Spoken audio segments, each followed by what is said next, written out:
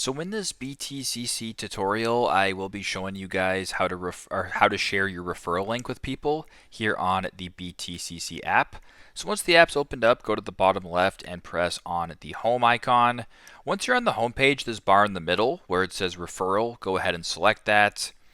Then once you're here where it says referral link, you can either share that with people by just screenshotting it or whatever, or you can press the copy button right there, or you can press the blue refer a friend button, send that to people, and then they can use the referral link that way. If you want to do it another way as well, you can go back to the home screen here, go to the top left, select the three horizontal lines, then where it says support tools, select refer a friend, do the exact same thing, copy your referral link, send it to people, and then refer friends that way. So that is how you guys can share your referral link with people here on BTCC. Thanks again for watching and hope this helps.